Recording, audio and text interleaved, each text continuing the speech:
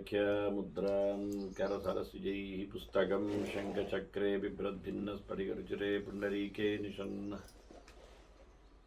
अम्लानश्रीनमृतविशदैरंशभिप्लावयन्मामाविर्भूयादनगमहिमा मानसे वागधीशः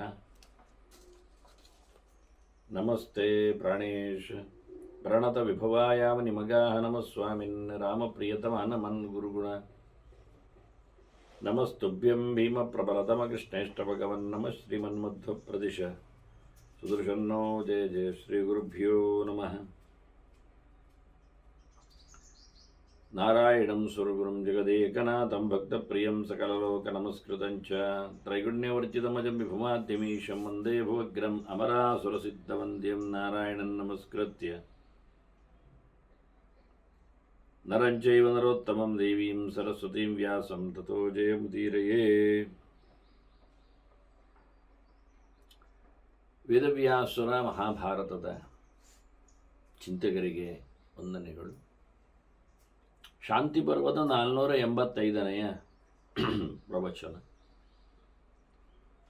ಪರಮೋಚ್ಚನಾದ ದೇವನ ಬಗ್ಗೆ, ಉಪಾಸನೆಯ ಬಗ್ಗೆ ಧರ್ಮರಾಜನ ಪ್ರಶ್ನೆಗೆ ಬದರಿಯ ನಾರಾಯಣನಿಂದ ನಾರದರಿಗೆ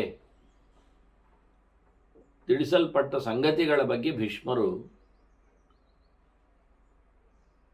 ಇತಿಹಾಸದ ದಾಖಲೆಯನ್ನು ಗೊಡಮಾಡಿದ್ದಾರೆ. ನಾರಾಯಣ ತಾನೂ ಸಹ ಆಚರಣೆಯಲ್ಲಿ ತಂದಿರತಕ್ಕ ಸಂಗತಿ ಅದು ಅಂತ ಹೇಳಿ ಆ ಮೂಲ ನಾರಾಯಣನ ಬಗ್ಗೆ ಮಾತನ್ನು ತಿಳಿಸಿದ. ಎಲ್ಲರೂ ಅವನನ್ನೇ ಪೂಜೆ ಮಾಡುತ್ತಾರೆ ಎನ್ನುವುದು ಶಾಶ್ವತವಾದ ಧರ್ಮ ಅಂತ. ತಂ ವೇದಾಃ ಆಶ್ರಮಾಶ್ಚೈವ ನಾನಾತನು ಸಮಾಶ್ರಿತಂ ಭಕ್ತ್ಯ ಸಂಪೂಜಯಂತ್ಯದ್ಯ ಗತಿಂಜೈಷಾಂ ದದಾತಿ ಸಹ. ಎಲ್ಲ ವೇದಗಳು ಅಂದರೆ ಒಂದು ಅರ್ಥದಲ್ಲಿ ಮಂತ್ರಗಳೆಲ್ಲವೂ ಭಗವಂತನ ಚಿಂತನೆಯನ್ನು ಮಾಡುತ್ತದೆ ಅನ್ನುವ ಮೂಲಕ, ಇನ್ನೊಂದು ಎಲ್ಲ ಮಂತ್ರಗಳನ್ನೂ ಪೂಜೆಯಲ್ಲಿ ಬಳಸಿಕೊಳ್ಳುತ್ತಾರೆ ಅಂತ ಬಹಳ ವಿಸ್ತಾರವಾದ ಚಿಂತನೆಯಲ್ಲಿ. ವೇದದ್ರಷ್ಟೃಗಳು ಋಷಿಗಳು ಭಗವಂತನನ್ನು ಆ ಮಂತ್ರಗಳಿಂದ ಮೆಚ್ಚಿಸಿದ್ದಾರೆ ಅಂತ ಅರ್ಥ. ಇನ್ನು ವೇದ ಅಭಿಮಾನಿಗಳು ತುಂಬ ಜನ ಇದ್ದಾರೆ. ಇಂದ್ರೇಕಂ ಸುರೇಕಂ ಜಜಾನವೇನಾದೇಕಂ ಹೇಳಿಕೊಂಡಾಗೆ ಇಂದ್ರ, ಅನಂತರ ಸೂರ್ಯ, ಚಂದ್ರ, ಕೊನೆಗೆ ಅಗ್ನಿ, ಇವರೆಲ್ಲರೂ ಪ್ರತ್ಯೇಕವಾಗಿ. ಇನ್ನು ಮುಖ್ಯವಾಗಿ ಅದಕ್ಕೂ ಮೇಲಿನ ಗರುಡಶೇಷ ರುದ್ರರು, ಬ್ರಹ್ಮವಾಯುಗಳು, ಇನ್ನು ಹೆಚ್ಚಿನಲ್ಲಿ ಮಹಾಲಕ್ಷ್ಮಿ. ಹಾಗಾಗಿ ಇವರೆಲ್ಲರೂ ಸಹ ಭಗವಂತನನ್ನು ಪರಮೋಚ್ಚನನ್ನಾಗಿ ಪ್ರೀತಿಸ್ತಾರೆ, ಉಪಾಸನೆ ಮಾಡುತ್ತಾರೆ. ಇನ್ನೊಂದು ಅರ್ಥ ನೋಡಿಕೊಂಡ್ರೆ ವೇದಾಹ ಅನ್ನುವುದಕ್ಕೆ ವೇದದಲ್ಲಿ ಹೇಳಲ್ಪಟ್ಟಿರತಕ್ಕಂತಹ ದೇವತೆಗಳು ಅವರೆಲ್ಲರೂ ಭಗವಂತನನ್ನೇ ಪೂಜೆ ಮಾಡ್ತಾರೆ ಅಂತ. ಹೀಗೆ ವೇದದಲ್ಲಿ ಬಂದಿರತಕ್ಕಂತಹ ಅಗ್ನಿಯಾದಿ ದೇವತೆಗಳು, ಜೊತೆಯಲ್ಲಿ ವೇದವನ್ನು ಕಂಡಿರತಕ್ಕಂತಹ ಬ್ರಹ್ಮಾದಿ, ಲಕ್ಷ್ಮಿಯಾದಿ ಇಟ್ಟುಕೊಳ್ಳುವ ದೇವತೆಗಳು, ಮತ್ತು ನಂತರ ದ್ರಷ್ಟಾರರು, ಅವರು ವೇದಗಳು ತಿಳಿದವರು ಅಂತ. ಮತ್ತು ಈ ವೇದ ಮಂತ್ರಗಳನ್ನು ಪೂಜೆಯಲ್ಲಿ ಉಪಯೋಗಿಸಿಕೊಳ್ಳುತ್ತಾರೆ ಅಂತ. ಹೀಗೆ ಅನೇಕ ಅರ್ಥಗಳಲ್ಲಿ ಹೇಳ್ತಾನೆ ವೇದಗಳೆಲ್ಲ ಭಗವಂತನನ್ನು ಮೆಚ್ಚಿಸುತ್ತಿವೆ ಅಂತ. ಹಾಗೆ ಆಶ್ರಮಾಶ್ಚೈವ, ಆಶ್ರಮಗಳು ಯಾಕೆ ನಾರಾಯಣ ಪರ ವೇದಾಹ ಅಂತ ಹೇಳಿದಾಗೆ, ನಾರಾಯಣ ಪರ ಕ್ರಿಯಾಹ ಅಂತ ಹೇಳಿದಾಗೆ, ಆಶ್ರಮದಲ್ಲಿ ಇರತಕ್ಕ ಎಲ್ಲ ಧರ್ಮಗಳು ಭಗವಂತನ ಮೆಚ್ಚುಗೆಗೆ ಇರುವವು. ಅದು ಬ್ರಹ್ಮಚರ್ಯ ಇರಲಿ, ಗಾರಸ್ಥ ಇರಲಿ, ವಾನಪ್ರಸ್ಥ ಇರಲಿ, ಸನ್ಯಾಸ ಇರಲಿ. ಹಾಗಾಗಿ ಆಶ್ರಮ ಮಾತ್ರ ಅಲ್ಲ, ಆಶ್ರಮ ಅಂದರೆ ಆಶ್ರಮಸ್ಥ ಅಂತ ಅರ್ಥ. ಆಶ್ರಮದಲ್ಲಿರುವವರು, ಅವರು ಮಾಡಿರತಕ್ಕಂಥ ಕ್ರಿಯಾಕಲಾಪಗಳು, ಅದನ್ನು ತಂದವರು ಆ ಆಶ್ರಮಗಳನ್ನು. ಆ ಆಶ್ರಮದಲ್ಲಿನ ಲೀಡರ್ಸ್ಗಳು, ಈಗ ಸನಕಾದಿಗಳು ಬ್ರಹ್ಮಚರ್ಯಕ್ಕೆ ಎಂದು ಹೇಳಿಕೊಂಡಾಗೆ, ದುರ್ವಾಸಾದಿಗಳು ಸನ್ಯಾಸಕ್ಕೆ ಅಂತ ತಿಳಿಸಿಕೊಂಡ ಹಾಗೆ, ಹೀಗೆ ಪ್ರೇವ್ರತಾದಿಗಳು ಗಾರಸ್ಥ್ಯಕ್ಕೆ ಏನೋ ಹಾಗೆ ಇದನ್ನೆಲ್ಲ ಇಟ್ಟುಕೊಂಡಾಗ ಆಶ್ರಮ ಅನ್ನುವಾಗ ಆಶ್ರಮದಲ್ಲಿರುವವರೀಗ ಆಶ್ರಮದ ರೂವಾರಿಗಳು, ಆಶ್ರಮದಲ್ಲಿ ಬಂದಿರತಕ್ಕಂತಹ ಧರ್ಮಕರ್ಮಗಳು, ಹೀಗೆಲ್ಲವೂ ಸಹ ಭಗವಂತನ ಪರಮೋಚ್ಚನ ಉಪಾಸನೆಗೆ ಇರುವವರು. ಅವರಿಗನುಗುಣವಾದಂಥ ಉಪಾಸನೆ. ನಾನಾ ತನು ಸಮಾಶ್ರಿತಂ ಅಂತಾರೆ. ಭಗವಂತನಿಗೆ ಬೇರೆ ಬೇರೆಯಾಗಿರತಕ್ಕ ಅವತಾರಗಳು, ಮೂರ್ತಿಗಳು ಇವೆ, ಹಾಗೆ ಪ್ರತೀಕಗಳು ಇವೆ. ಸುಮಾರಾಗಿ ದೇವತೆಗಳಿಗೆ ಅವರಿಗಿಂತ ಮಿಗಿಲಾದವರು ಮೇಲಿನವರೇ ಅವರಿಗೆ ಪ್ರತೀಕರಾಗ್ತಾರೆ ಆರಾಧನೆಗೆ. ಮನೆ ಮಂದಿಯಲ್ಲಿ ಹೇಗೆ ಅತ್ತೆ ಮಾವಂದಿರು, ತಂದೆ ತಾಯಿಗಳು ಉಪಾಸನೆಗೆ ಸೇವೆಗೆ ಪ್ರತೀಕರಾಗುವಂತೆ, ಅದರಂತೆ ಹೊರಗೆ ಪ್ರಾಣಿ ಪಕ್ಷಿಗಳು, ಮರಮಟ್ಟುಗಳು, ಕಲ್ಲು ಬಂಡೆಗಳು,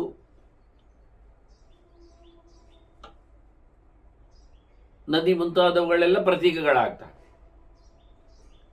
ಹಾಗೆಯೇ ದೀಪದ ಮಾಧ್ಯಮದಲ್ಲಿ, ತಂಡಿಲದ ಯಂತ್ರದ ಪ್ರಕಾರಗಳಲ್ಲಿ, ಹೀಗೆ ಅನೇಕ ವಿಷಯಗಳಲ್ಲಿ ಭಗವಂತನ ಪೂಜೆಯನ್ನು ಇವರು ನಡೆಸಿಕೊಡ್ತಾ ಇದ್ದಾರೆ. ಅದಕ್ಕನುಗುಣವಾಗಿ ವೇದಗಳನ್ನು ಬಳಸ್ತಾರೆ, ಆಶ್ರಮವನ್ನು ಪಾಲಿಸ್ತಾರೆ. ಅಂತಹ ಸಂದರ್ಭಗಳಲ್ಲಿ ಒಬ್ಬರೇ ಹೀಗೆ ಅನೇಕ ಪ್ರಕಾರಗಳ ಚಿಂತನೆಗಳನ್ನು ನಾರಾಯಣ ಹೇಳುತ್ತಾನೆ. ಇವರೆಲ್ಲ ಬಹಳ ಭಕ್ತಿಯಿಂದ ಪೂಜೆ ಮಾಡಿದ್ದರಿಂದ ಅವರಿಗೆ ಭಗವಂತ ಅಂತಹ ಉತ್ತಮವಾದವರಿಗೆ ಸಂಬಂಧಪಟ್ಟ ಉಪಾಸನೆಯ ಹಂತದಂತೆ ಗತಿಯನ್ನು ನೀಡ್ತಾನೆ.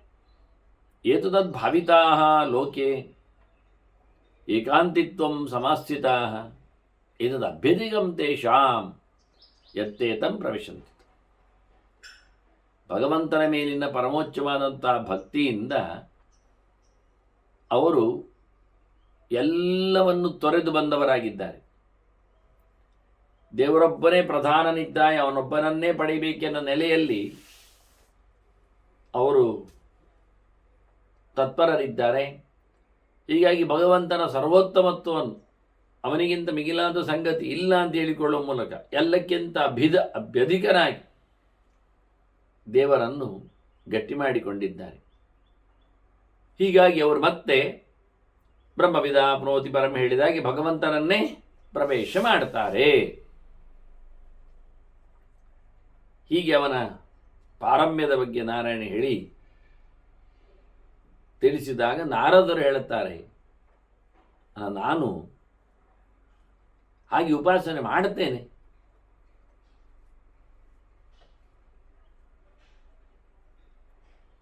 ನಾನು ವೇದ ಓದಿದ್ದೇನೆ, ವೇದ ಸ್ವಧೀತಾ ಮಮ ಲೋಕನಾಥ.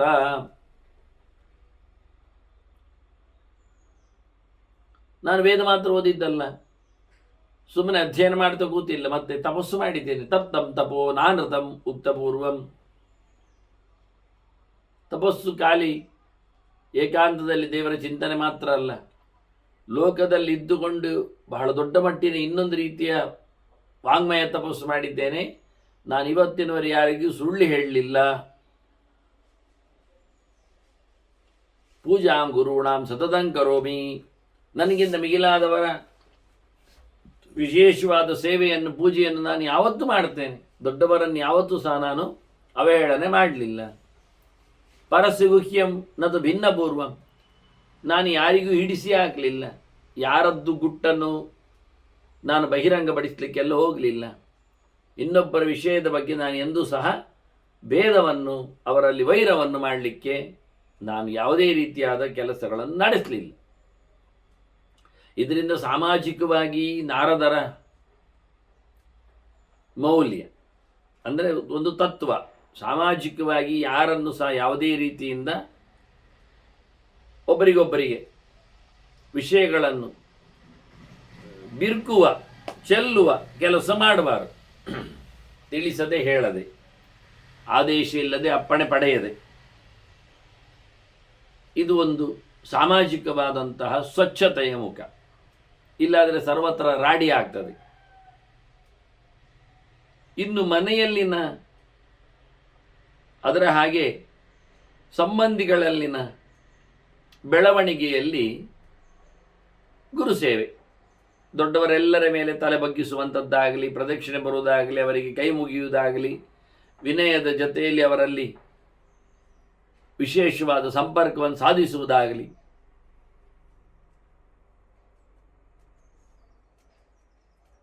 ಇದೊಂದು ವಿಶಿಷ್ಟವಾದಂತಹ ಸಾಧನೆ. ಇದಕ್ಕೆ ಸಂಬಂಧಪಟ್ಟಂತೆ ವ್ಯವಹಾರದಲ್ಲಿ ಸುಳ್ಳು ಹೇಳದೇ ಇರುವುದು,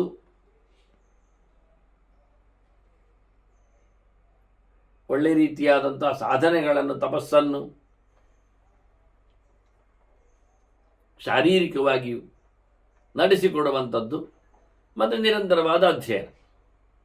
ಹೀಗೆ ಸುಮಾರು ಅಂಶಗಳನ್ನು ತನ್ನ ಬದುಕಿನಲ್ಲಿ ತಿಳಿಸಿಕೊಟ್ಟ ನಾರದ. ಅಷ್ಟೇ ಅಲ್ಲದೆ ನಾನು ವೈಯಕ್ತಿಕವಾಗಿಯೂ ಗುಪ್ತಾನಿ ಚತ್ವಾರಿ ಯಥಾಗಮಂ ಮೇ ಶತ್ರೌ ಚ ಮಿತ್ರೇ ಚ ಸಮೋಸ್ಮಿ ನಿತ್ಯ. ನಾನು ಯಾರನ್ನು ದ್ವೇಷನನ್ನಾಗಿಸುವುದಿಲ್ಲ,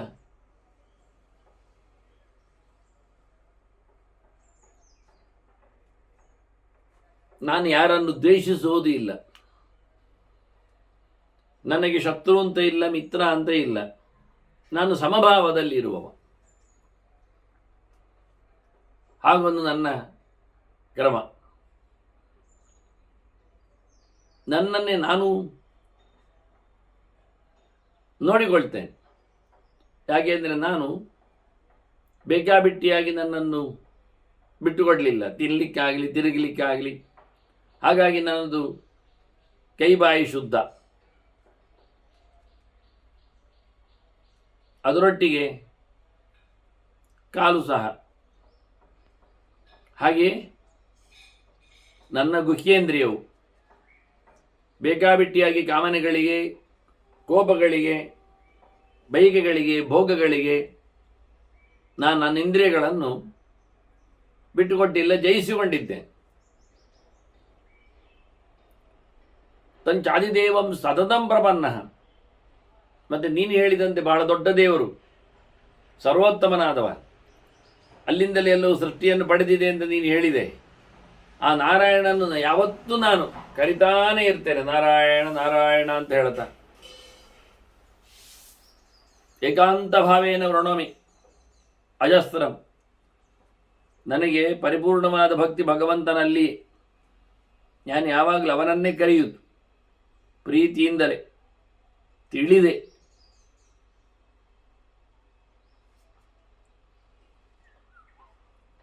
ಬೇರೆ ಯಾರನ್ನೂ ಸೈಡಿಗಿರಲಿ ಹೇಳಿಕೊಂಡು ಇವನನ್ನು ಬದಿಗೆ ಹಾಕಿದ್ದೇ ಇಲ್ಲ.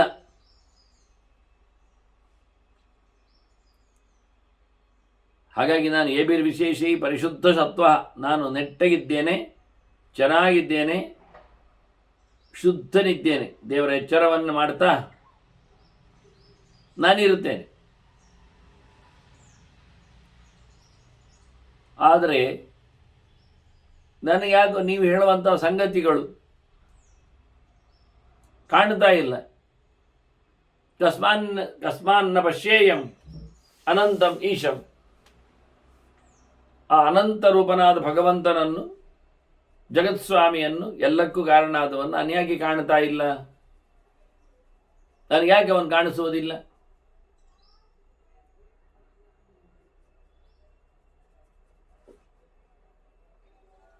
ಹೀಗೆ ನಾರದ ತನ್ನನ್ನು ತಾನೇ ಪ್ರಶ್ನಿಸಿಕೊಳ್ತಾನೆ, ನಾರಾಯಣ ಹತ್ರ ಕೇಳ್ತಾನೆ. ನಾರಾಯಣ ಅವನಿಗೆ, ಅವನು ಬಂದವ ಅಲ್ವಾ, ಅವನಿಗೆ ಗೌರವವನ್ನು ಕೊಟ್ಟು ಕಳಿಸ್ತಾನೆ.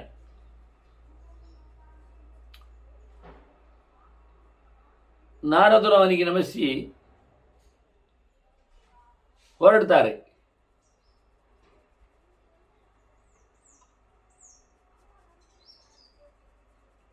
ಹೊರಗೆ ಮೇರು ಪರ್ವತ ಅದರ ಆಚೆಗೆ ವಾಯುವ್ಯಕ್ಕೆ ತೆರಳುತ್ತಾರೆ ಅವರು.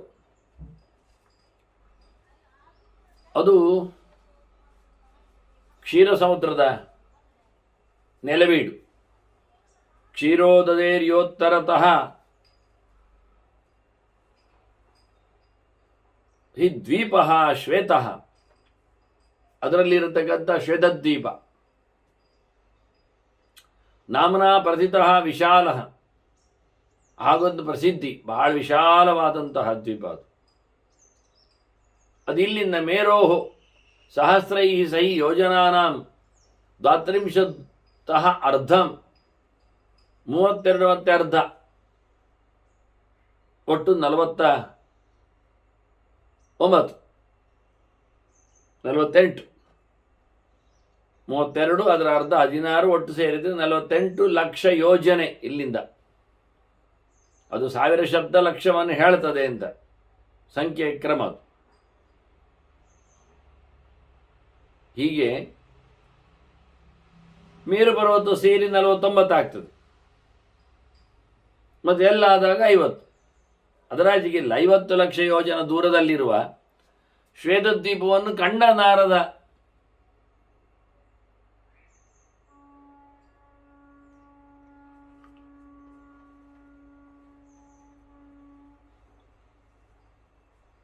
ಅಲ್ಲಿರುವವರ ಗಮನ,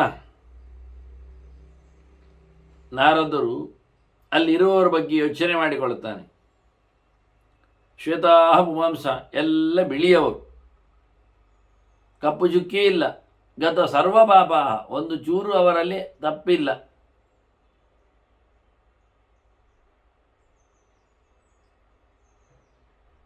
ಆ ರೀತಿಯಾಗಿ ಪಾಪಿಗಳಿಗೆ ಕಾಣುವುದೇ ಇಲ್ಲ. ಕಾಣುವುದಿಲ್ಲ ಅಂದರೆ ಇಲ್ಲ ಅಂತಲ್ಲ, ಕಣ್ಣು ಕೋರಿಸಿಕೊಳ್ತಾರವರು. ಆ ರೀತಿಯಾಗಿ ಅನಿಂದ್ರಿಯ, ಬಾಹ್ಯವಾದ ಜಡವಾದ ಇಂದ್ರಿಯಗಳಿಲ್ಲದೆ ಒಂದು ದೃಷ್ಟಿಯಿಂದ, ಅಥವಾ ಇಂದ್ರಿಯಗಳು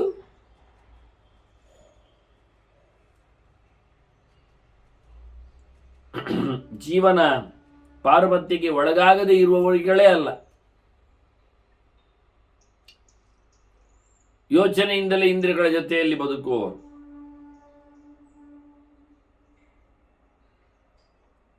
ಅಷ್ಟೇ ಅಲ್ಲದೆ ಅನಶನಾಷ್ಟ, ಎಂತ ತಿನ್ನುವುದಿಲ್ಲ ಅವರಲ್ಲಿ. ತತ್ರ ನಿಷ್ಪಂದಹೀನಾಹ, ಕಣ್ಣೇ ಮುಚ್ಚುವುದಿಲ್ಲ ಅವರು. ಸುಗಂಧಿ ಅಷ್ಟ, ಭಾರಿ ಪರಿಮಳ ಅಂಥವರಲ್ಲಿ ಶ್ವೇತದ್ವೀಪದಲ್ಲಿ ಇದ್ದಾರೆ. ಏನು ವೈಭವದಲ್ಲಿ ನೆಲೆಗೊಂಡಿದ್ದಾರೆ. ವಜ್ರಾಸ್ತಿಕಾಯ, ಘಾಟಿ ಮುಟ್ಟು ದೇಹ, ಸಮ ಮಾನೋನ್ಮಾನ, ಎಲ್ಲ ಲಕ್ಷಣಗಳು ಚೆನ್ನಾಗಿವೆ. ಪ್ರಮಾಣಕ್ಕೆ ತಕ್ಕುದಾದಂತಹ ಮೈಕಟ್ಟಿನವರು.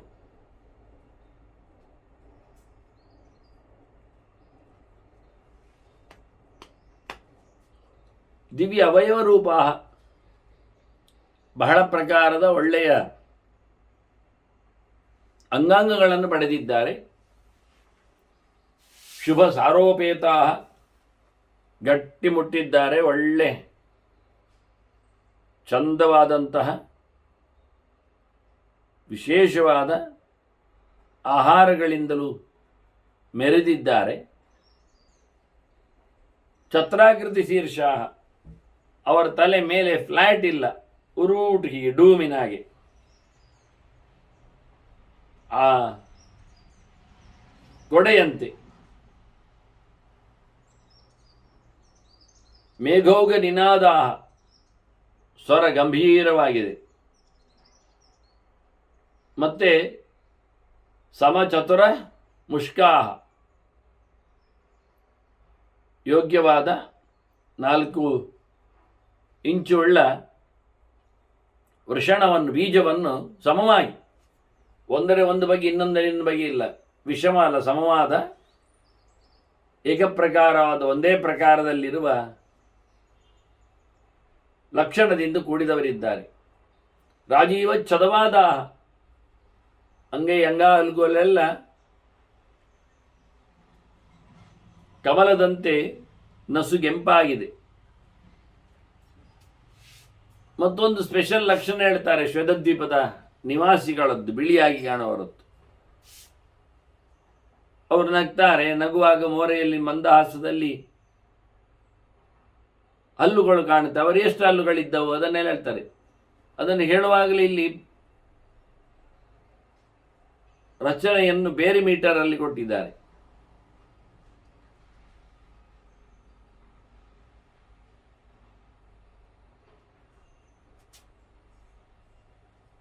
ಲಘುಗುರು ಕ್ರಮದಲ್ಲಿ ಹಿಂದೆ ಬಂದಿದೆ ಅಂತಹ ಶ್ಲೋಕಗಳು. ಆಚಾರ್ಯ ಮಧ್ವರದನ್ನು ಬಹಳಷ್ಟು ಬಳಸಿಕೊಂಡಿದ್ದಾರೆ ಇತಿಹಾಸಕ್ಕೆ ತಕ್ಕಂತೆ. ಷಷ್ಟ್ಯಾದಂತೈರ್ಯುಕ್ತ ಶುಕ್ಲೈ ಅಷ್ಟಾಭಿರಿಯೇ ದಂಷ್ಟ್ರಾಭಿರಿಯೇ ಜಿಹ್ವಾಭಿರಿಯೇ ವಿಶ್ವವಕ್ತ್ರಂ ಲೇಲಿಹ್ಯಂತೆ. ಸೂರ್ಯಪ್ರಖ್ಯ ಇವರಿಗೆ 60 ಹಲ್ಲುಗಳು. ಅದರಿಂದ ಮನುಷ್ಯನೇ 32 ಅಲ್ವಾ? ಹೌದು, 32. ಇವರಿಗೆ 64 ಮತ್ತು 60 ಹೇಳಿದ್ದು. 60 ಸಣ್ಣ ಸಣ್ಣದು ಸಾಲಿನಲ್ಲಿ, ಒಂದು ಮೇಲಿನ ಸಾಲಿನಲ್ಲಿ 30, ಕೆಳಗಿನ ಸಾಲಿನಲ್ಲಿ 30 ಹಲ್ಲುಗಳು. ಮತ್ತೆ ಬದಿಯಲ್ಲಿ ಗಟ್ಟಿ ಹಲ್ಲು, ದೊಡ್ಡ ಹಲ್ಲು, ಅದು 4.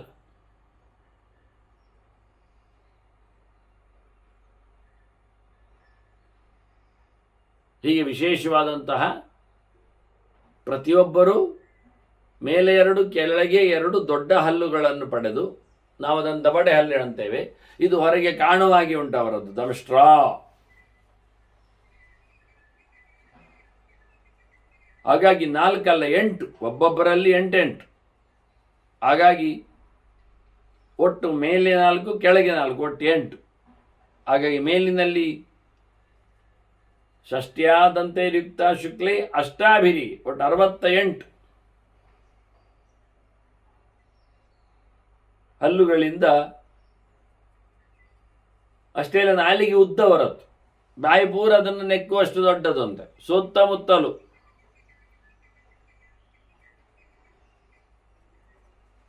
ಕೆಂಪು ಕೆಂಪು ನಾಲಿಗೆ, ಸೂರ್ಯನಾಗೆ ಅನೇಕ ಪ್ರಕಾರದ ನಾಲಿಗೆಗಳಿರ್ತವೆ. ಅಲ್ಲಲ್ಲಿ ಅಂದರೆ ಲಕ್ಷಣ ಕಾಣ್ತದೆ ಅಂತ ನಾಲಿಗೆಯಲ್ಲಿ. ಆರೋಗ್ಯ ಕೆಟ್ಟಾಗ ಮನುಷ್ಯನದ್ದು ಹಳದಿ ನಾಲಿಗೆ ಆಗ್ತದೆ.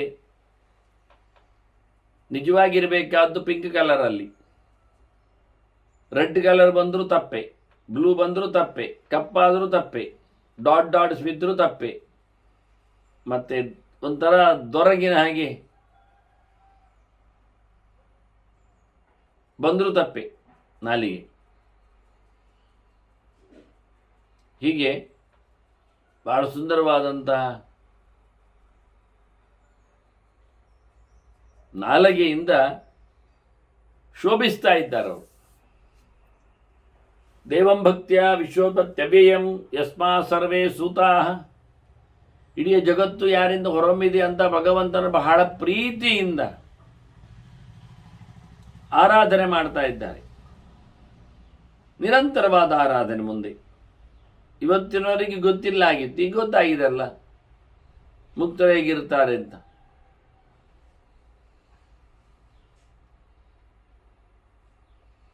ಹೀಗೆ ಬಹಳ ಚಂದವಾದಂತಹ ಸ್ವರೂಪಗಳಲ್ಲಿ ನೆಲೆಗೊಂಡವರವರು.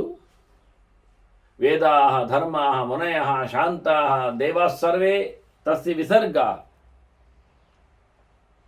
ಅಲ್ಲಿನ ಭಗವಂತನ ಆರಾಧನೆಯನ್ನು ಮಾಡುವವರು, ಅವನಿಂದ ನಾರಾಯಣನಿಂದ ವೇದಗಳು ಹೊರಹೊಮ್ಮಿವೆ. ಹಾಗೆ ಆ ವೇದ ಮಂತ್ರಗಳಲ್ಲಿ ಇಟ್ಟುಕೊಂಡು ಮಾಡತಕ್ಕಂಥ ಕರ್ಮಗಳು ಧರ್ಮಗಳು ಹೊರ ಬಂದಿವೆ. ಅದನ್ನು ಮಾಡುತ್ತಿರತಕ್ಕಂಥ ಋಷಿಮುನಿಗಳು ಸಹ ಅವನಿಂದಲೇ ಸೃಷ್ಟರು. ಅವರು ಮಾಡಿಕೊಂಡು ಬಂದಿರತಕ್ಕಂಥ ಸಂಸ್ಕಾರಾದಿಗಳಿಂದಾಗಿ ಅವರು ಪಡಿಬೇಕಾದಂತಹ ಏನೊಂದು ಫಲಿತಾಂಶ ಇದೆ, ಸುಖ, ಅದು ಭಗವಂತನಿಂದ ಪ್ರಸಾದವಾಗಿ ಕೊಡಲ್ಪಟ್ಟದ್ದು. ಹೀಗೆ ಧರ್ಮ ಮಾಡುವ ಋಷಿಗಳು ಮಾತ್ರ ಅಲ್ಲ, ದೇವತೆಗಳು ಮಾಡ್ತಾರೆ. ಅವರಿಗೂ ಭಗವಂತ ವಿಶೇಷವಾದ ಅನುಗ್ರಹವನ್ನು ನೀಡುತ್ತಾನೆ. ಹೀಗೆ ಎಲ್ಲರೂ ಅಲ್ಲಿಂದ ಹುಟ್ಟಿ ಬಂದವರೇ ಇರುವುದು. ಅಂತಹ ಒಂದು ಲೋಕವನ್ನು ಸುಲಭವಾಗಿ ನಾರದ ದರ್ಶನ ಮಾಡಿದ್ದ. ನಡುವೆ ಧರ್ಮರಾಜ ಕೇಳ್ತಾನೆ, ನೀವು ಹೇಳಿದ್ದೆಲ್ಲ ಲಕ್ಷಣ ಮನುಷ್ಯರದ್ದು ನೋಡಿದರೆ ಅದು ಮುಕ್ತರಾಗಿ ಕಾಣ್ತದೆ, ಶ್ವೇತದ್ವೀಪದಲ್ಲಿ ಇರುವವರು ಹೇಳಿದ್ದಲ್ಲ, ಅದು ಹೇಗೆ ಆಗ್ತದೆ? ಅವರು ಊಟ ಮಾಡದೇ ಇರುವುದು,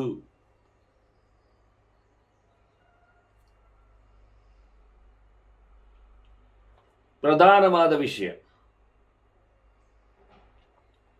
ಊಟ ಮಾಡಲಿಕ್ಕೆ ಉಂಟು ಹೇಳಿದರೆ ಭೌತ ಧರ್ಮಗಳು ಬರ್ತದೆ, ಈ ಪ್ರಪಂಚಕ್ಕೆ ಸಂಬಂಧಪಡ್ತಾನೆ.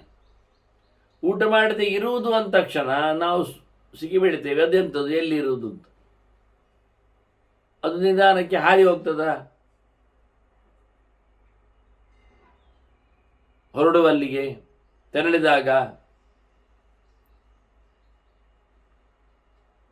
ಕರ್ಕೊಂಡು ಹೋಗುವುದಾದ್ರೂ ಹೀಗೆ. ಹೀಗಾಗಿ ಏನೂ ಇಲ್ಲದೆ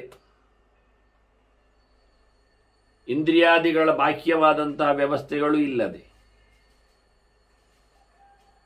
ನಿದ್ದೆ ಮಾಡದ ಅತ್ಯಂತ ಪರಿಮಳ ಭರಿತರಾದಂತಹ ಆ ಜನ ಇರುವುದು ಹೇಗೆ? ಅದು ಮುಕ್ತರಂತೆ ಕಾಣ್ತದಲ್ಲ ಶ್ವೇತದ್ವೀಪದ ಮಂದಿಗಳ ಬಗ್ಗೆ ಮಾತಾಡಿದ್ರೆ ಅಂತ. ನೀವಲ್ಲದೆ ಮತ್ತೆಂತ ಹೇಳುವುದು? ನಮಗೆ ಯಾರು ಹೇಳ್ತಾರೆ ಅಲ್ಲಿಯ ಸುದ್ದಿ? ನೀವಂತೂ ಹೇಳಿ ಅಂತೇಳಿ ಭೀಷ್ಮನನ್ನು ಮತ್ತೆ ಧರ್ಮರಾಜ ಕೇಳಿದಾಗ ಆಗ ಭೀಷ್ಮರು ಅವನಿಗೆ ಉತ್ತರ ಕೊಡ್ತಾರೆ. ನಾನು ಕೇಳಿದ್ದೇನೆ ಹಿಂದೆ, ನನ್ನ ತಂದೆಗೆ ಶಂತನುವಿಗೆ ನಾರದರು ಹೇಳಿದ ಮಾತು ನಾನು ಕೇಳಿದ್ದೇನೆ. ನನ್ನ ಅಪ್ಪನ ಒಟ್ಟಿಗಿದ್ದಾಗಲೇ ಕೇಳಿಕೊಂಡದನ್ನು. ಅವರು ಉಪರಿಚರ ವಸುವಿನ ಬಗ್ಗೆ ಮಾಹಿತಿಯನ್ನು ಕೊಟ್ಟಿದ್ದಾರೆ, ಅದನ್ನು ನಿನಗೆ ಹೇಳುತ್ತೇನೆ ಅಂತ ಭೀಷ್ಮರು ಇತಿಹಾಸವನ್ನು ಮತ್ತೆ ಮೆಲುಕು ಹಾಕಿದ್ದಾರೆ. ಉಪರಿಚರ ವಸು ದೊಡ್ಡ ಮಟ್ಟಿನ ಸಾಮ್ರಾಜ್ಯದ ದೊರೆ.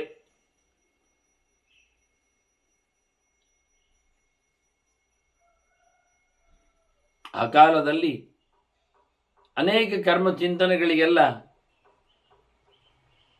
ಆತ ನೆಲೆಯಾದವು. ದೊಡ್ಡ ಮಟ್ಟಿನ ಸಾಮ್ರಾಜ್ಯವನದ್ದು. ಸಾಮ್ರಾಜ್ಯಂತೇನ ಸಂಪ್ರಾಪ್ತ ನಾರಾಯಣ ವರಾತ್ ಪುರ. ಅವನಿಗೆ ಅಂತ ನಾರಾಯಣನೇ ವರ ಕೊಟ್ಟದ್ದು ಅವನಿಗೆ, ನೀನು ಎಲ್ಲೆಡೆ ದೊರೆಯಾಗಿ ನಿಲ್ಲು ಅಂತ ಹೇಳಿ. ಅಂತ ಯೋಗ್ಯತೆಯಲ್ಲಿತ್ತು. ಆ ಯೋಗ್ಯತೆಯನ್ನು ಸಾಗೂತುಗೊಳಿಸಿದ ದೇವರು. ಅವನು ಧಾರ್ಮಿಕ, ಭಗವಂತನ ಮೇಲೆ ನಿತ್ಯನು ಭಕ್ತ. ಧಾರ್ಮಿಕ ನಿತ್ಯ ಭಕ್ತಶ್ಚ ಪ್ರಾಕ್ ಸೂರ್ಯಮುಖ ನಿಸೃತಂ ಸಾತ್ವಂತಂ ವಿಧಿಮಾಸ್ತಾಯ. ಅವನು ಎಷ್ಟರ ಮಟ್ಟಿಗೆ ಧರ್ಮಕರ್ಮಗಳು ಮಾಡ್ತಾ ಇದ್ದ ಅಂದರೆ, ಪಿತು ನಿತ್ಯ ಮದಂದ್ರಿತ, ತಂದೆಯ ಕರ್ಮಗಳನ್ನು ಮಾಡ್ತಿದ್ದ. ತಂದೆ ಕರ್ಮ ಅಂದರೆ ಪಿತೃ ಸಮಾರಾಧನೆ. ಉಪರಿಚರವಸು ದೇವಾರಾಧನೆ, ಪಿತೃ ಸಮಾರಾಧನೆ ಎರಡನ್ನೂ ನೆರವೇರಿಸ್ತಿದ್ದವ. ಅದಕ್ಕೆ ಅವನಿಗೆ ಟೆಸ್ಟ್ ಯಾವುದು ಅಂದರೆ ಸಾತ್ವದಂ ವಿಧಿಮಾಸ್ತಾಯ, ಪಂಚರಾತ್ರ.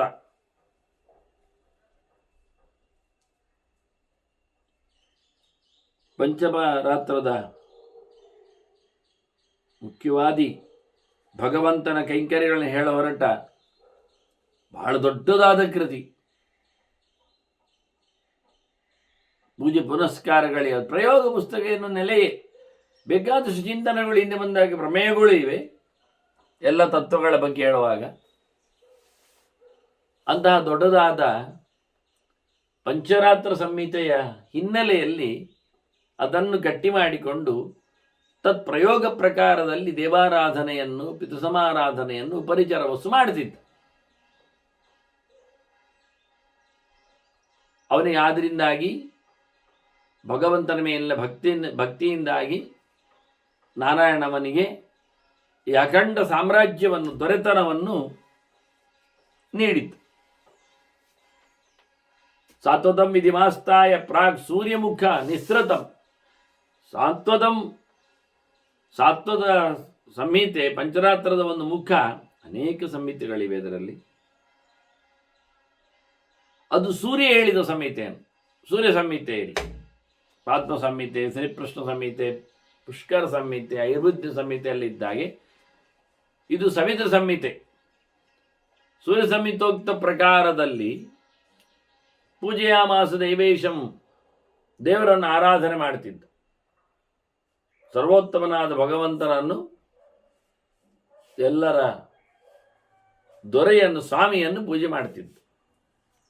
ಆನಂತರ ತಚ್ಚೇಷೇಷೇಣ ಪಿತಾಮಹಾನ್, ದೇವರ ಪೂಜೆಯ ನಂತರದಲ್ಲಿ ತಚ್ಚೇಷೇಣ, ಅದರ ಉಳಿದ ಸೂಕ್ತುಗಳಿಂದ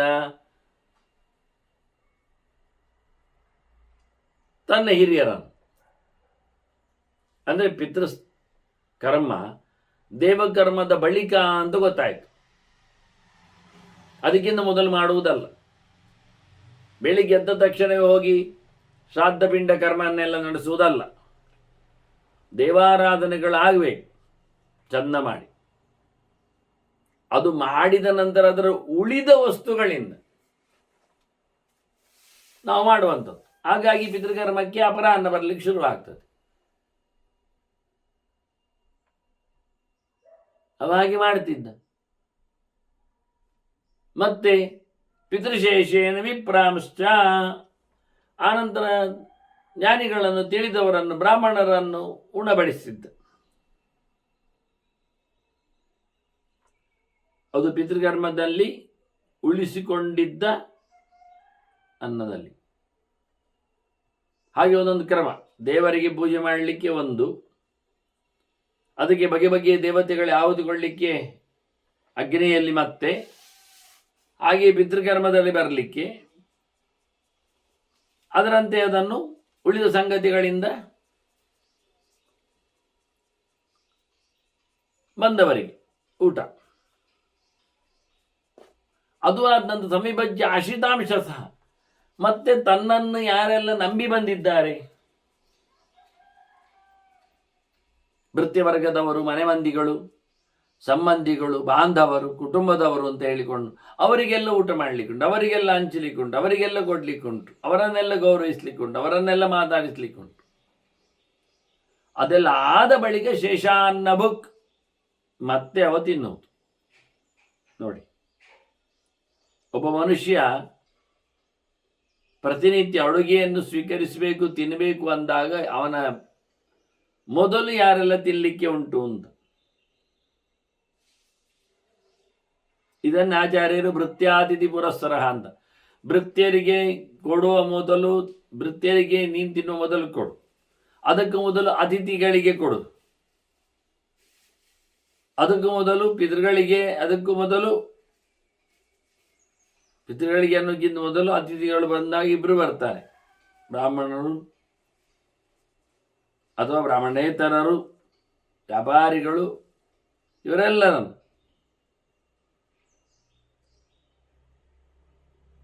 ಹೀಗೆ ಎಲ್ಲರಿಗೂ ಕೊಟ್ಟ ಬಳಿಕ ಇದನ್ನು ವಿಗಸಾಶಿ ಅಂತ ಕರೀತಾರೆ. ಇಲ್ಲದೇ ಇದ್ದಲ್ಲಿ ತಾನೊಬ್ಬನೇ ತಿನ್ನುವುದನ್ನು ಕೇವಲಾದ ಅಂತ, ಅದು ಮಹಾಪಾಪ. ಕೃಷ್ಣ ಅದನ್ನು ಅರ್ಜುನಲ್ಲಿ ಹೇಳುವಾಗ ಹೇಳಿದ್ದಾನೆ.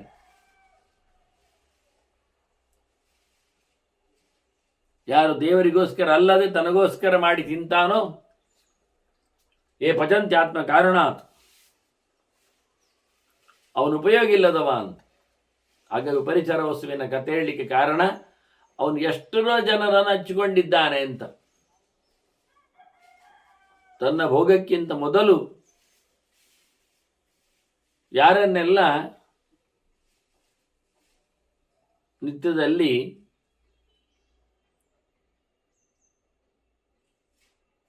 ತಿಳಿಸಿಕೊಂಡಿದ್ದಾನೆ, ಸೇರಿಸಿಕೊಂಡಿದ್ದಾನೆ ಅನ್ನೋದನ್ನು.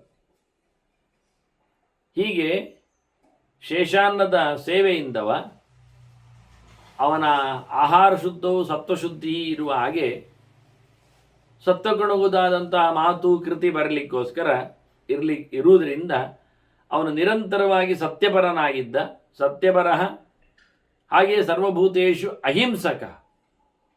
ಅದು ವಿಪರಿಣಾಮವನ್ನು ಮಾಡದೇ ಇದ್ದದ್ರಿಂದ ಆಹಾರ, ಯಾರ ಮೇಲೆ ಇವನಿಗೆ ಕೋಪ ಇಲ್ಲ. ತಾಪ ಇಲ್ಲ, ಯಾರನ್ನು ಸಂತಾಪಗೊಳಿಸುವುದಿಲ್ಲ, ಹಿಂಸೆ ಮಾಡುವುದಿಲ್ಲ.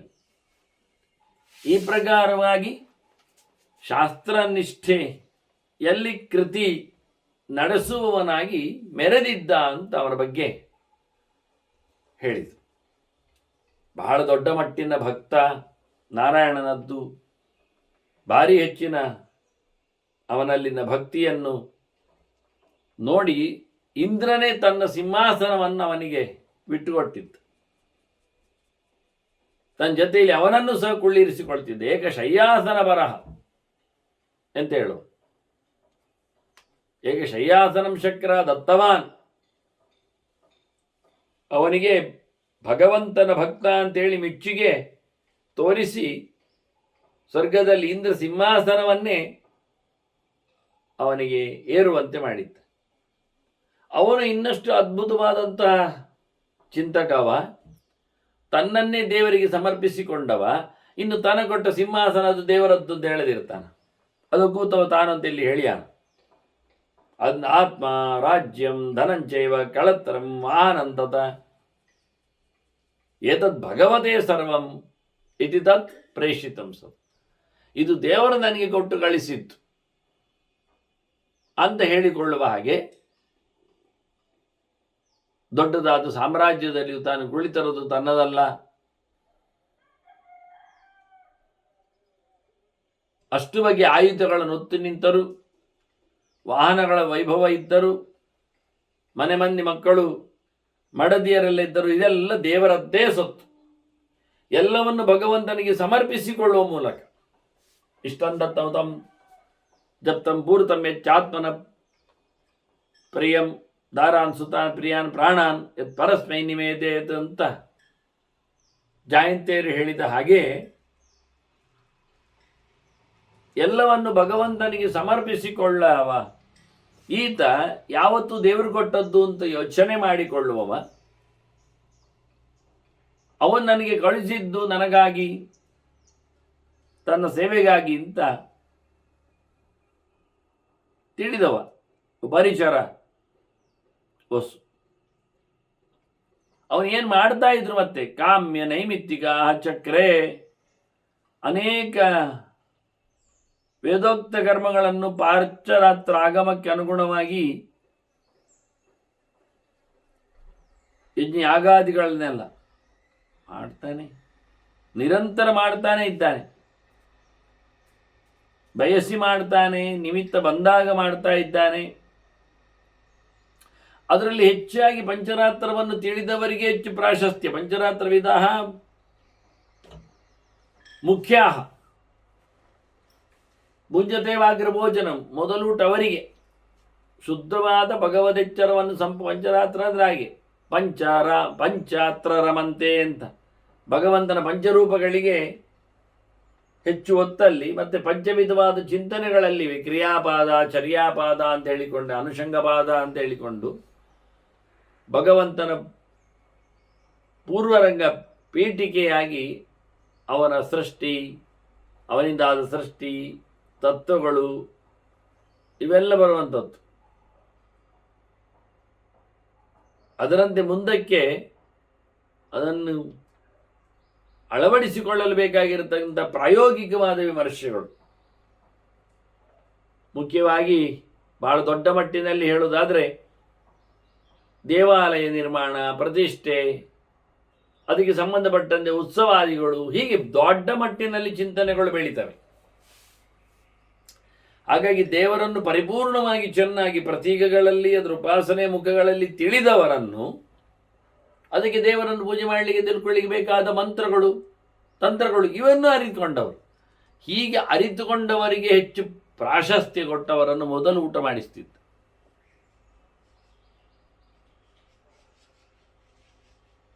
ತ್ರಿಕರಣ ಶುದ್ಧವ ನಾರತ ವಾಕ್ ಸಮಭವತ್, ಎಂದೂ ಅವನಲ್ಲಿ ಸುಳ್ಳು ಇರಲಿಲ್ಲ.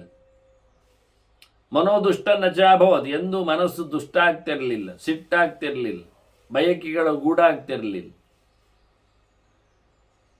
ನಚ ಕಾಯೇನ ಕೃತವಾನ್ ನಪಾಪಂ ಪರಮಣ್ವಪಿ, ಎಷ್ಟು ಸ್ವಲ್ಪ ಮಟ್ಟಿನಲ್ಲಿಯೂ ಅವನು ತಪ್ಪು ಎಸಗಿಕೊಂಡದ್ದಿಲ್ಲ,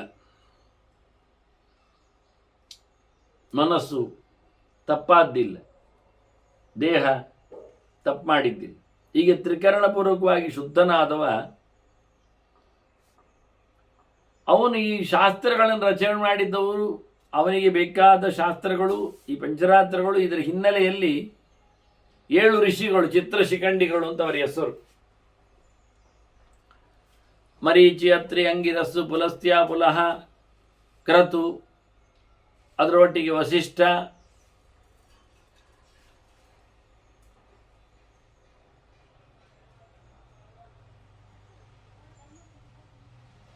ಇವರೇಳು ಮೊದಲು ಬಂದವರು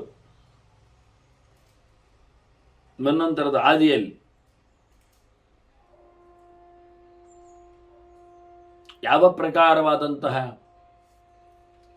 ವಿಶೇಷವಾದ ಅಧ್ಯಯನದಲ್ಲಿ ನೆಲೆಗೊಂಡ 7 ಜನ ಪ್ರಜಾಪತಿಗಳು ಸೇರಿಕೊಂಡು ಸ್ವಯಂಭುವನು ಒಬ್ಬ, ಅವನು ಚತುರ್ಮುಖನಿಂದಲೇ ಬಂದವ. ಇವರ ಹಾಗೆ ಇವರು ಬೇರೆ ಬೇರೆ ತಾಣದಿಂದ ಚತುರ್ಮುಖನಿಂದ ಹುಟ್ಟಿದ್ದಾರೆ. ಮನಸ್ಸಿನಿಂದ ಮರೀಚಿ ಬಂದಿದ್ದಾನೆ, ಕಣ್ಣಿನಿಂದ ಅತ್ರಿ ಬಂದಿದ್ದಾನೆ, ಬಾಯಿಯಿಂದ ಅಂಗಿರಸ್ಸು, ಆನಂತರ ಕಿವಿಯಿಂದ ಪುಲಸ್ತ್ಯ, ಹೀಗೆ ವಾಹನದ ವ್ಯವಸ್ಥೆಗಳಲ್ಲಿ ಚತುರ್ಮುಖನಿಂದ ಹುಟ್ಟಿ ಬಂದವರ ಕ್ರಮಗಳಿದು. ಮರೀಚಿ, ಅತ್ರಿ, ಅಂಗಿರಸ್ಸು, ಪುಲಸ್ತ್ಯ. ನಾಭಿಯಿಂದ ಪುಲಹ ಬಂದಿದ್ದಾನೆ, ಕೈಯಿಂದ ಕ್ರತು ಬಂದಿದ್ದಾನೆ. ಹಾಗೆ ವಸಿಷ್ಠರು ಉಸಿರಿನಿಂದ, ಹಾಗೆ ಸ್ವಯಂಭುವನೆ ಅವರ ದೇಹದಿಂದಲೇ ಹೊರಗೆ ಬಂದವನು. ಇವರು 8 ಮಂದಿ ಪ್ರಧಾನವಾಗಿ ಶಾಸ್ತ್ರವನ್ನು ರಚನೆ ಮಾಡಿದವರು ಲೋಕಕ್ಕೆ. ಆ ಪಂಚರಾತ್ರದ ಮೂಲ ಅಂದರೆ ಅದನ್ನು ಇಂಪ್ಲಿಮೆಂಟ್ ಮಾಡಿದವರಲ್ಲಿ ಮೂಲಕರ್ತರುಗಳು. ಪಂಚರಾತ್ರ ನಾರಾಯಣ ತನವು ಕೃತ, ನಾರಾಯಣನೇ ಕೊಟ್ಟದ್ದನ್ನು. ಆದರೆ ಅದರಿಂದ ನಡೆಸಿಕೊಂಡು ಬಂದು ಅದರ ಲೆಕ್ಕಾಚಾರ ಎಲ್ಲ ಮುಂದೆ ಹೇಳ್ತಾರೆ ಭೀಷ್ಮ. ಇವರು ಏಕಾಗ್ರ ಮನಸಃ ದಾಂತಾಹ ಮುನಯ ಸಂಯಮೇರತಃ. ಇವರು ಮೌನ, ಒಂದೆಡೆ ವಿಶೇಷವಾಗಿ ಸುಮ್ಮನೆ ಕುಳಿತವರು. ಭಗವಂತನ ಜ್ಞಾನ ಸಂಪಾದನೆಗಾಗಿ ತಪಸ್ಸು ನಡೆಸಿದವರಿಗೆ.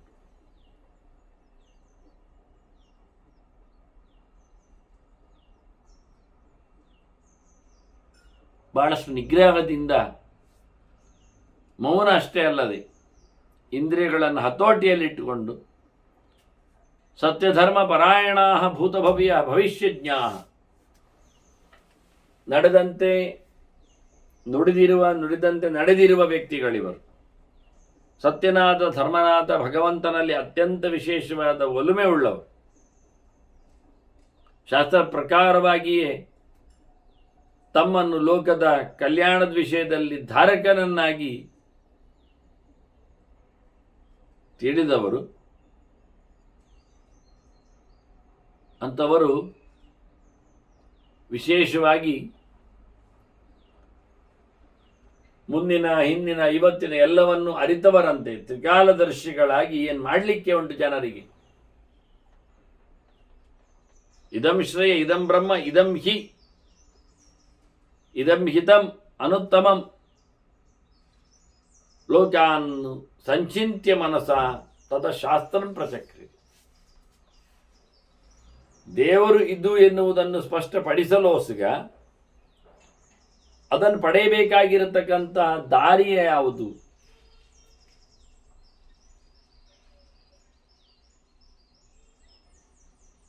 ಎನ್ನುವುದನ್ನು ಸಹ ಗಮನಿಸುತ್ತ ಇದು ಜನರಿಗೆ ಅತ್ಯಂತ ಹಿತವಾದದ್ದು, ಅತ್ಯಂತ ಉತ್ತಮವಾದದ್ದು ಹಿತದಲ್ಲಿ ಅನ್ನುವ ನೆಲೆಯಲ್ಲಿ ಶಾಸ್ತ್ರದಲ್ಲಿ ದೇವರು ಪರಿಪೂರ್ಣನಾದ ಭಗವಂತ, ಅದರೊಟ್ಟಿಗೆ ಅವನು ಕೊಡತಕ್ಕಂಥ ಪರಿಪೂರ್ಣವಾದಂಥ ಸುಖ,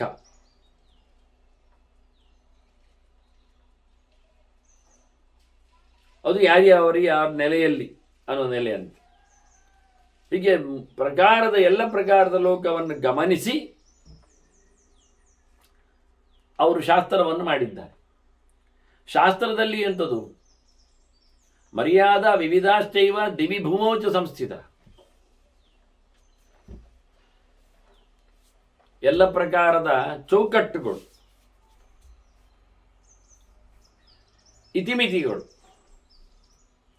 ಅದು ಈ ನೆಲದಲ್ಲಿಯೂ ಸ್ವರ್ಗದಲ್ಲಿಯೂ, ಅಂದರೆ ಮೇಲಿನ ಲೋಕದಲ್ಲಿಯೂ, ಅಂದರೆ ದೇವತೆಗಳಿಗೂ ಮಾಡಲಿಕ್ಕೆ ಉಂಟು, ಅವರಿಗೂ ಚೌಕಟ್ಟುಗಳಿವೆ ಎನ್ನುವ ನೆಲೆಯಲ್ಲಿ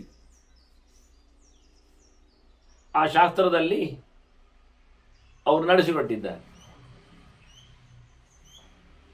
ಏನು ಮಾಡಲಿಕ್ಕಿದೆ, ಏನು ಮಾಡಬಾರ್ದು, ಎಂತಹ ಸಮಯ, ಯಾವ ದೇಶ, ಯಾವ ಕಾಲ, ಯಾವ ನೆಲೆ, ಯಾವ ಮಂತ್ರ, ಯಾವ ಪ್ರಕ್ರಿಯೆ, ಇದಕ್ಕೆಲ್ಲ ಅವರು ಮೇಲಿನ ಲೋಕದ ಲೆಕ್ಕಾಚಾರದಲ್ಲೇ 1000 ವರ್ಷ ತಪಸ್ಸು ಮಾಡಿದ್ದಾರೆ. ತಪಸ್ಸು ಮಾಡಿ ಭಗವಂತನಿಂದ ಅನುಗ್ರಹಕ್ಕೆ ಪಾತ್ರರಾಗಿದ್ದಾರೆ. ಯಾವ ರೀತಿ ಅನುಗ್ರಹ ಅದು? ನಾರಾಯಣ ಅವರಿಗೆ ತನ್ನ ತಪಸ್ಸು ಮಾಡಿದ್ದಕ್ಕೆ ಸರಸ್ವತಿಯಲ್ಲಿ ಹೇಳ್ಬಿಟ್ಟಿದ್ದಾನೆ, ಪ್ರವೇಶ ಮಾಡವರಲ್ಲಿ ಅಂತ. ಆಕೆ ಮಾತಿನ ಅರಗಿಣಿ, ಶಾಸ್ತ್ರದ ಅಧಿದೇವತೆ, ಲಕ್ಷ್ಮಿಯ ನಂತರದಲ್ಲಿ ಜೀವರ ರಾಶಿಯಲ್ಲಿ ಅತ್ಯಂತ ದೊಡ್ಡ ಮಟ್ಟಿನ ವಿದ್ಯೆಯ ಅಧಿದೇವತೆ. ಅಂತಹ ಸರಸ್ವತಿಯಲ್ಲಿ ಅವರಲ್ಲಿ ಪ್ರವೇಶ ಮಾಡಲಿಕ್ಕೆ ಹೇಳಿದರೆ ಹಾಗೆ ಅವಳು ಪ್ರವೇಶ ಮಾಡಿದ್ದಾಳೆ. ಪರಮಾತ್ಮನ ಅನುಜ್ಞೆಯಂತೆ ಈ 8 ಜನರ ಒಳಗೆ ಪ್ರವೇಶ ಮಾಡಿದ್ದಾಳೆ. ಹಾಗಾಗಿ ಪ್ರವೇಶ ಮಾಡಿದ್ದರಿಂದ ಅವರ ಯಾವುದೊಂದು ಸೃಷ್ಟಿ ಇದೆ, ವಾಂಗ್ಮಯದ ಸೃಷ್ಟಿ, ಅದು ಮಹತ್ತರವಾದಂತಹ ಸ್ಥಾನಮಾನವನ್ನು ಪಡೆದಿದೆ. ಅಂತಹ ಸೃಷ್ಟಿಯ ಬಗ್ಗೆ, ಮಾತಿನ ಚಿಂತನೆಯ ಬಗ್ಗೆ, ಅದರ ಹರವು ಏನು ಎನ್ನುವುದರ ಬಗ್ಗೆ ಮುಂದಿನ ಹಂತದಲ್ಲಿ ಕೇಳುವ ವಂದನೆಗಳೊಂದಿಗೆ ಶ್ರೀಕೃಷ್ಣ ನಾರಾಯಣ ನಾರಾಯಣ ನಾರಾಯಣ.